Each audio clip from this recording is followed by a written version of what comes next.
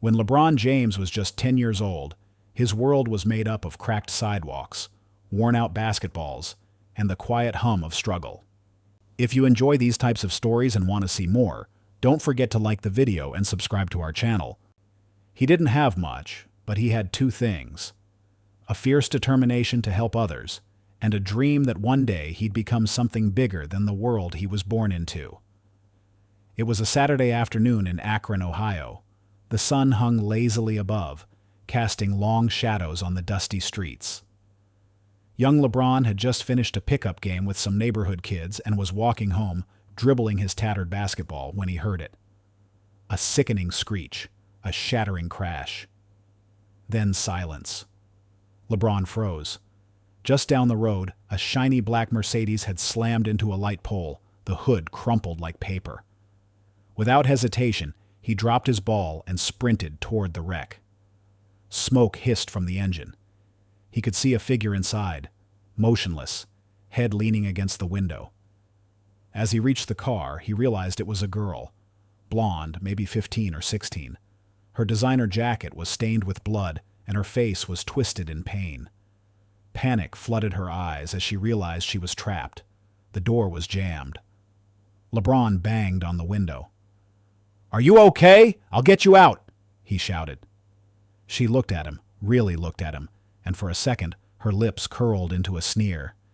"Get away from me," she said hoarsely. "Don't touch me." LeBron was stunned, but there was no time to argue. The engine crackled. Something sparked under the hood. Flames licked the edge of the windshield. "I'm not leaving you," he yelled.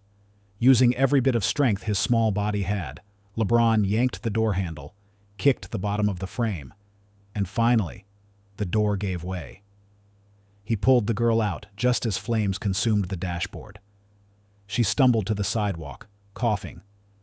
As sirens wailed in the distance, she looked at LeBron again. No thank you, no tearful hug, nothing. "You shouldn't have touched me," she muttered, before collapsing into the arms of a paramedic. The paramedics loaded her into the ambulance, and no one even asked LeBron what had happened. He stood there, soot on his clothes, hands scraped raw, watching the flashing lights disappear down the street. No interview, no handshake, no recognition. Just silence. For weeks, LeBron kept expecting something, anything. Maybe her family would come by. Maybe someone would thank him. But nothing happened. No call, no letter. Just rumors from other kids that the girl's father was some rich developer from Cleveland. Untouchable people. The kind that never looked twice at kids like him. Time passed, and LeBron buried the memory under school, basketball, and his mother's daily encouragements to keep pushing forward. He never told anyone what had happened, not even his best friends. It was like the whole thing didn't matter. But it did. Deep down, it always did. Years rolled by. LeBron rose through the ranks like a storm. High school gyms overflowed with scouts. His name hit national headlines before he even graduated. From Akron to the NBA, he became a symbol, not just of talent, but of work, resilience, and heart. But even as millions screamed his name in arenas, there was one face he hadn't forgotten. That girl in the Mercedes. The one who didn't want his help. The one who never thanked him. It wasn't until over a decade later that their paths crossed again. And this time, the world was watching. LeBron had been invited to appear on a special segment of a popular daytime talk show that reunited people with individuals who had changed their lives. The producers were being oddly cryptic about the episode. "There's a surprise for you," they had said. "Someone from your past wants to say something." He shrugged it off. Maybe it was an old coach, or one of the teachers who'd helped him stay in school. He smiled for the audience as he walked on stage, greeted the host, and sat down, unaware of what was waiting behind the curtain. When the segment began, a video played on the giant screen behind him. Security camera footage, a car crash, a small boy running, flames, a rescue. LeBron leaned forward. That's me," he whispered. The host smiled. "We've been searching for over a year. she said. "And we finally found her. Please welcome to the stage, Vanessa Delacroix." The audience fell silent as a tall woman in her 30s stepped onto the stage. Polished, elegant, a face that belonged on magazine covers and corporate boards. She walked slowly, heels clicking against the floor, her eyes locked on LeBron's.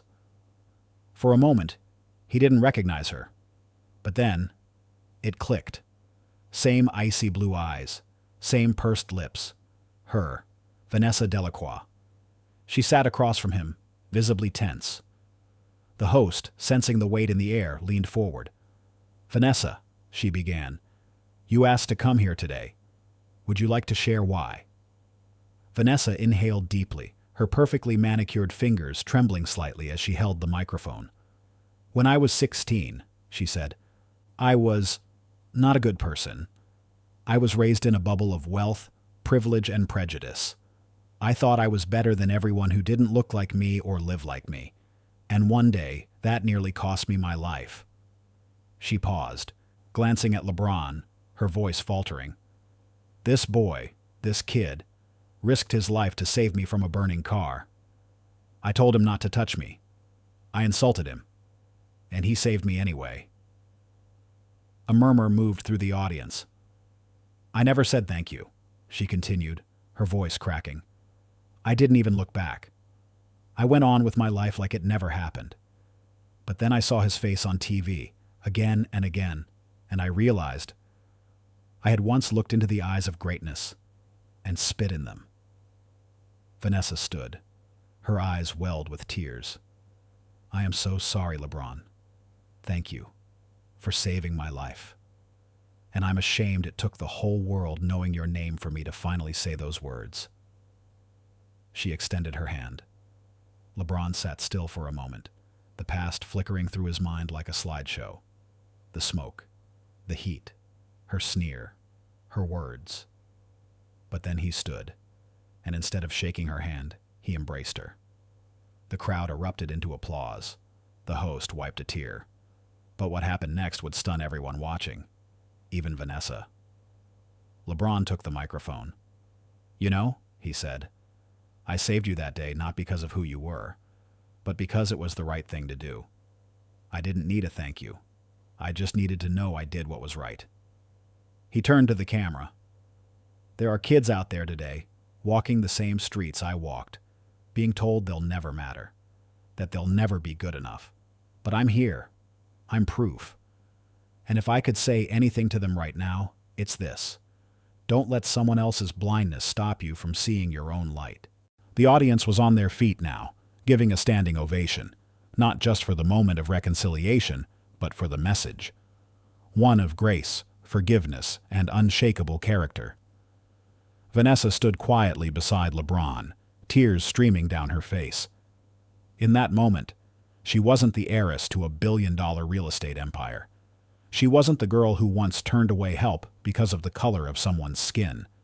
She was just a human being, grateful, humbled, and changed. After the show, as cameras stopped rolling and the studio lights dimmed, Vanessa approached LeBron once more, this time without an audience. "I still don't deserve your kindness," she said softly, "but I promise I'll spend the rest of my life trying to live up to it." LeBron smiled. Not the smile of an NBA champion, not the polished grin of a celebrity, but the quiet, sincere expression of someone who had been underestimated his whole life, and chose compassion anyway. "That day," he said, "you weren't the only one who walked away changed. I realized the kind of man I wanted to be, and maybe, just maybe, that crash wasn't just an accident. Maybe it was a beginning." Weeks later, a community outreach program quietly launched in Akron, funded by an anonymous donor. Its mission? Teaching kids about emergency response, moral courage, and character. On the plaque near the front entrance were just a few words. "Even when the world doesn't thank you, be the one who runs toward the fire." And while Vanessa Delacroix would never fully escape the shadow of her past, her story, their story, became a powerful reminder across the country. Sometimes the heroes wear jerseys. Sometimes they wear ashes and bruises. But real heroes, they never wait for applause. They just do what's right, even when no one is watching.